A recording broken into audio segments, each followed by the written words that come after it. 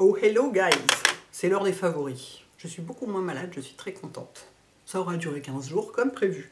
Ça dure toujours 15 jours ces trucs-là. Donc j'ai des favoris c'est très automne comme ambiance. D'abord je vais commencer avant d'oublier par un bouquin. Je vous parle rarement des bouquins que je lis parce que c'est pas de la littérature ce que je lis, ça vole pas très haut. Je lis surtout des thrillers, je lis énormément de trucs genre Preston and Child, des trucs comme ça, vous voyez, donc c'est sympa, mais je lis ce que j'appelle moi du roman de gare, parce qu'on les trouve dans les gares précisément, j'adore ça, mais je suis pas sûre que ce soit le goût de tout le monde, du coup je recommande assez peu, mais là j'ai lu un bouquin qui est de la littérature, j'ai lu Le Maître des Illusions de Donna Tartt, donc je l'ai pas en physique, je peux pas vous le montrer parce que moi je lis là-dessus, mais je sais plus comment il m'est venu l'idée de le lire, j'avais jamais lu de Donna Tartt avant, alors qu'elle est vachement connue quand même, c'est une grande écrivaine américaine. Malheureusement, je crois qu'il n'y a que 3 de ses livres qui sont traduits en français, dont Le Maître des Illusions, donc j'en ai déjà lu un, j'en ai acheté un autre, j'ai acheté Le Petit Copain pour lire ensuite. Et c'est vachement bien. Alors déjà, en nombre de pages, je sais pas, parce que moi, sur mon Kindle, selon la vitesse de lecture, il vous dit, vous pouvez choisir de savoir soit combien de temps il reste dans le bouquin, soit combien de temps il reste dans le chapitre, soit combien de temps de lecture il reste. Et moi j'aime bien savoir combien de temps de lecture il reste, et je crois que quand j'ai commencé, il y avait 15 heures de lecture. Donc là, quand ça commence comme ça commence bien. C'est-à-dire qu'on est tranquille pour un moment, quoi. Et je vais pas du tout vous raconter l'histoire, mais c'est l'histoire de jeunes gens dans une université de la côte est américaine, dans le Vermont. Et voilà, il se passe des trucs. C'est super bien écrit. Il y a de temps en temps des phrases qu'on relit pour le côté poétique, quoi, pour la trouvaille littéraire, la manière d'exprimer les choses. Pourtant, moi, je lis en français. Hein. Tout ce que je consomme en vidéo, en film, en tout ça, c'est en anglais. Mais lire en anglais, ça me fait pas du tout plaisir. Je perds tout le plaisir de la lecture, donc je lis en français. Mais ça doit être bien traduit. Et c'est un super bouquin, quoi. C'est vraiment un super bouquin. C'est l'analyse de la psychologie des personnages, la description des paysages du Vermont, alors, moi qui en rêve totalement en ce moment en plus, ça m'a fait beaucoup de bien de passer 15 heures là-dedans. Excellent bouquin, je vous le recommande. Ensuite, qu'est-ce que j'ai d'autre? Oui, évidemment, comme tout le monde, j'ai regardé Squid Game, comme tout le monde, j'ai trouvé ça super.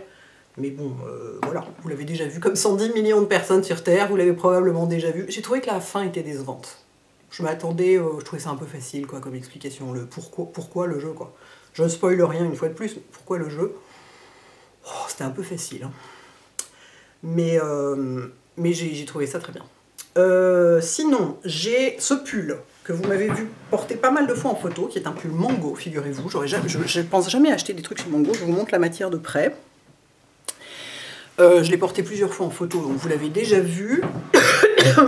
Je l'ai découvert grâce à Emma Hill, qui présentait une fois un pull d'une marque anglaise super écolo, super de luxe, hein. C'était un pull à 350 livres je crois, ou un truc comme ça, donc très, très, très haut de gamme, et qui de toute façon n'avait pas ma taille, parce que dans ce qu'elle présente il n'y a jamais ma taille, c'est comme elle fait une petite taille, bah, forcément elle s'emmerde pas à chercher des grandes tailles, c'est normal, chacun voit midi à sa porte, hein, comme on dit.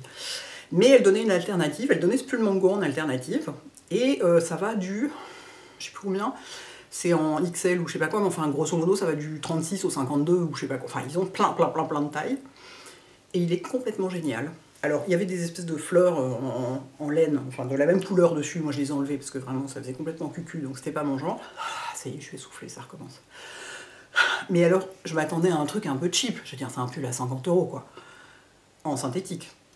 Il est extraordinaire, c'est-à-dire que j'ai trop chaud avec.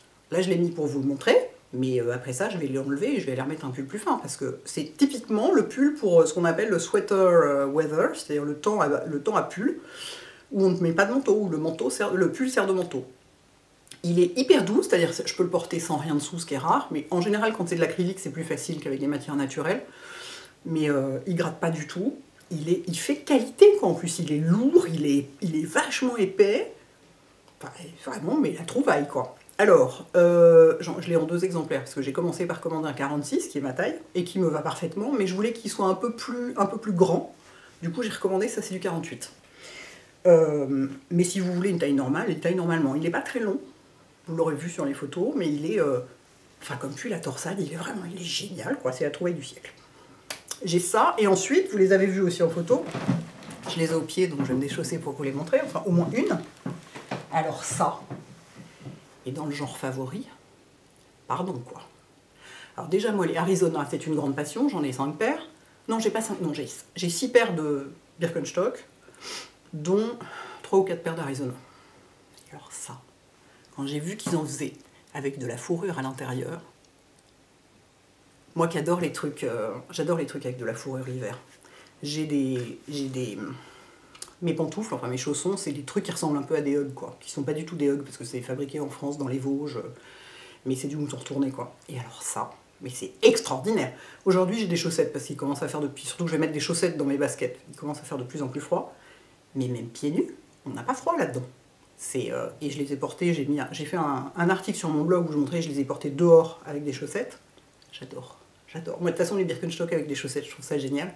Enfin les Arizona particulièrement. Mais alors celle-ci, mais vraiment, j'ai une passion. Alors attention, la fourrure prend de la place, donc prenez une taille de plus. Ou allez les essayer, parce que la fourrure prend de la place. Alors là, la fourrure c'est un peu tassé, parce que ça fait au moins 15 jours que je les mets tout le temps. Mais au début, la première fois que vous mettez vos pieds dedans, mais vous avez les pieds dans un nuage, parce que vous avez la fourrure plus le soutien plantaire de la semelle Birk, quoi. Vraiment, mais j'en suis folle. Folle, je crois que c'est mon tout favori des favoris du mois. Voilà, je vais la remettre parce que je commence à avoir froid aux pieds. C'est hallucinant qu'un truc ouvert tienne aussi chaud. Même pieds nus, on n'a pas froid. C'est un truc de dingue. Du coup, j'ai perdu le fil. Heureusement, j'ai ma liste sous les yeux. Ensuite, j'avais acheté cette bougie avant l'été, quand j'étais allée acheter une théière ou des assiettes, ou je sais plus quoi, dans une boutique en haut de la rue des Martyrs, je crois, je me souviens plus comment elle s'appelle. J'étais tombée sur cette bougie, d'une marque qui s'appelle Scandinavisk, c'est une marque, c'est fait au Danemark. Et alors ça, c'est la bougie Skog, je sais pas comment ça se prononce, hein. J'ai réussi à choper un peu comment prononcer le suédois, mais alors le danois, non, hein. Donc c'est peut-être Skog, j'en sais rien. Mais alors l'odeur, c'est la forêt de pin en hiver, une fois de plus. Vous savez, c'est mon odeur d'hiver préférée. C'est globalement les seules bougies que je fais brûler pratiquement de toute l'année, parce que l'été, j'y pense pas. Et je fais bouger des brûlis. Je fais brûler des bougies du 25 septembre au 2 janvier, à peu près. C'est assez précis comme période. Mais alors celle-ci, c'est sublime cette odeur. Sublimissime. Et donc, du coup, comme je trouvais ça génial, je suis allée voir s'ils avaient un site internet. Donc, évidemment, ils ont un site internet avec plein de trucs. Et notamment, un gel douche qui sent la même chose. J'ai craqué, j'ai acheté plein de trucs. Donc, pour l'instant, je ne vous parle que du gel douche, parce que c'est le seul que j'ai sorti de mon placard, mais j'ai d'autres trucs. Hein. Puis alors, c'est très scandinave. Hein. C'est vegan, naturel, organique, machin. Enfin, c'est super clean, super tout, super éco-responsable, tout ce qu'on veut. Calm of the Boreal Forest, le calme de la forêt boréale, c'est-à-dire la forêt nordique, quoi. Oh, c'est merveilleux. Ils décrivent très bien les odeurs, ils ont plein d'autres trucs. Mais alors ça... Mais je suis capable même de la garder, quand je bouquine, de la garder sur mes genoux, même éteinte, juste pour la sentir comme ça. Cette odeur, ouais, ça sent la même chose que la Fir Tree de The White Company, que j'ai acheté aussi cette année. Ça sent la même chose que la White Cypress de je ne sais plus qui, dont j'ai déjà parlé l'année dernière, mais que je vous retrouverai. Ça sent la même chose que la bougie de Noël de Goutal. Enfin, c'est les meilleures bougies d'hiver du monde, quoi. Voilà. Je suis dingue de ce truc. Dans le même genre, bah justement chez The White Company, tous les ans, j'achetais leur bougie Fir Tree, parce qu'elle sent le sapin en hiver, quoi. Et ils ont aussi des produits, et ils ont des fringues. J'ai acheté des fringues chez eux qui sont vachement bien, c'est de la super qualité, c'est une jolie marque anglaise, un peu chic, pas ruineuse mais un peu chic. J'avais jamais acheté de produits cosmétiques entre guillemets. Et là, du coup, j'ai acheté un savon liquide qui s'appelle Sleep, qui est à la sauge, la camomille et la lavande, et c'est une merveille ce truc. C'est dans un flacon en verre dépoli et tout, c'est super chic. Et l'odeur, bah, ça sent, oui. La sauge, la camomille et la lavande. C'est un bonheur. Ça peut faire gel douche, savon pour les mains. Moi, je l'ai sur mon lavabo. Voilà. C'est vraiment... Et l'odeur reste sur les mains en plus après. C'est-à-dire quand on se lave les mains, il y a beaucoup de savon, l'odeur disparaît tout de suite. Et là, moi, je continue à sentir mes mains après. Et c'est... Mais j'adore ce truc. Ensuite, je vous ai pas mal parlé de Clarins ces derniers temps parce que... bah, déjà, j'ai fait un partenariat avec eux, comme vous avez vu... c'était la semaine dernière, pour les 30 ans du maquillage. Et à cette occasion, j'ai redécouvert en fait la marque, parce que il y a des marques comme ça, parfois on perd un peu le contact, il y a des gens qui partent, qui changent de job et tout ça, du coup on perd, enfin, c'est vachement lié à l'humain et aux gens qui travaillent au service de presse, au service communication, etc. Donc quand ça change, les relations peuvent changer aussi, ou bien on a d'autres marques à découvrir, du coup on se concentre moins sur celles-ci, etc. Mais du coup j'ai redécouvert plein de leurs produits, et il y a un nombre de pépites alors complètement incroyable. Et j'ai notamment découvert, et ça, quand on a parlé du maquillage, vous m'avez beaucoup parlé de ce produit corps, et moi ça fait 15 jours que je l'utilise et je suis hyper d'accord avec vous, c'est le baume corps super hydratant au karité.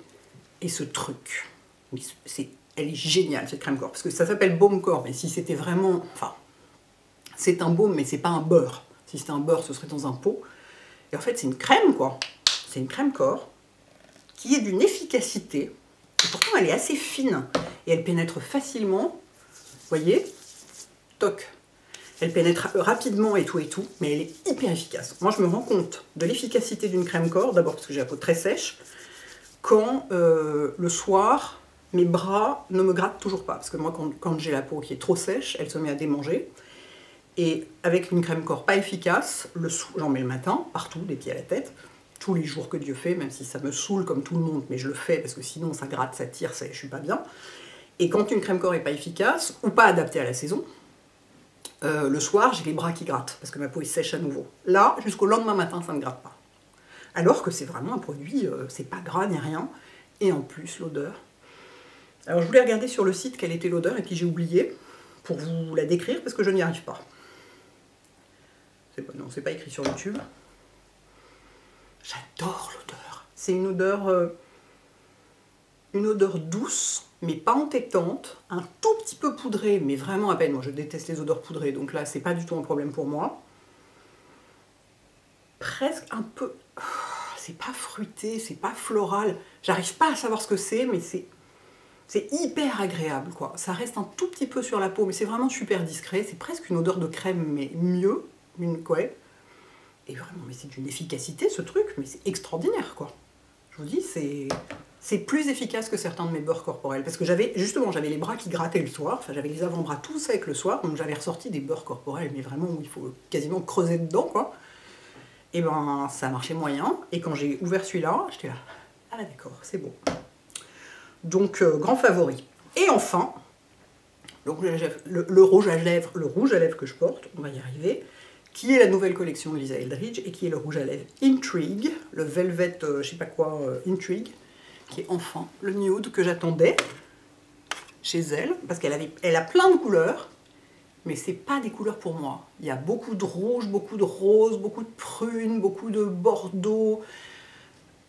C'était jamais la bonne couleur pour moi, donc j'en ai plein, parce que j'en ai acheté plein, parce que évidemment j'adore ce qu'elle fait, je veux la soutenir, etc., puis ça m'intéresse. Mais même le pétale, dont je pensais qu'il allait, je n'étais pas sûre, hein, je me disais peut-être il allait me convenir, il est rose. Je vais vous les swatcher tous les deux côte à côte, vous allez voir. Il est joli, hein, mais il est rose. Et alors le Intrigue, bah, c'est un pêche. Et j'en parlais avec elle, parce que je l'ai vu récemment, enfin, après 3 ans sans se voir.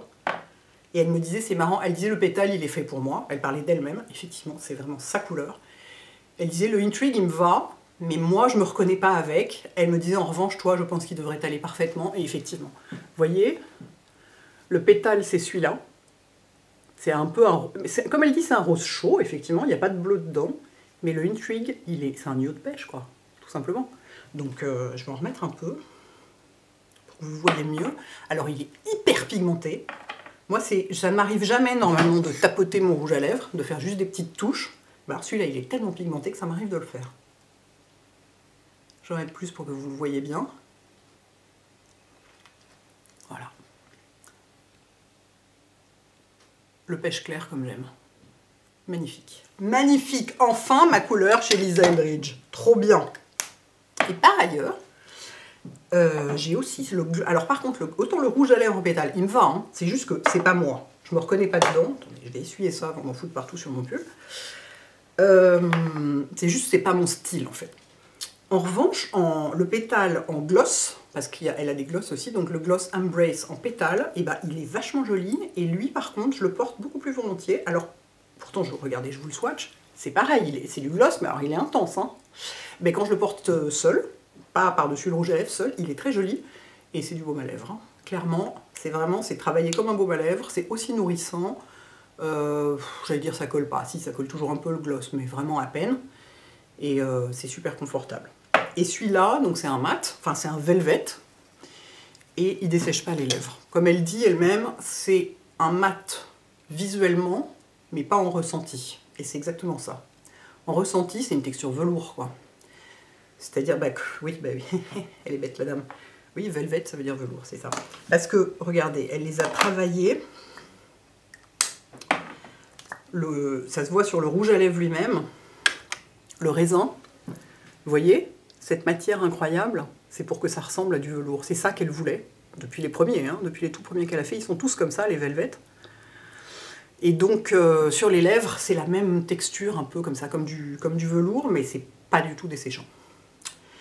Voilà, donc, j'ai enfin ma teinte chez Lisa Eldridge. Je suis trop contente. Donc voilà tous mes petits favoris bien d'automne, bien cocoon, bien tout, quoi, bien de saison. Avec ce temps-là, aujourd'hui, il fait hyper beau et froid, mais alors je suis enchantée. Je suis presque plus malade, donc tout va bien. J'espère que vous aussi vous allez bien. Dites-moi quels sont vos favoris d'automne, parce que là on est vraiment octobre, c'est vraiment l'automne. Et je pense que la lumière d'octobre, quand il y a de la lumière, quand il fait beau bien sûr, mais la lumière d'octobre est sans doute la plus belle de l'année. Peut-être avec celle de février quand même, de temps en temps. Mais la lumière d'octobre, merveille. Voilà les enfants, bon dimanche, ciao.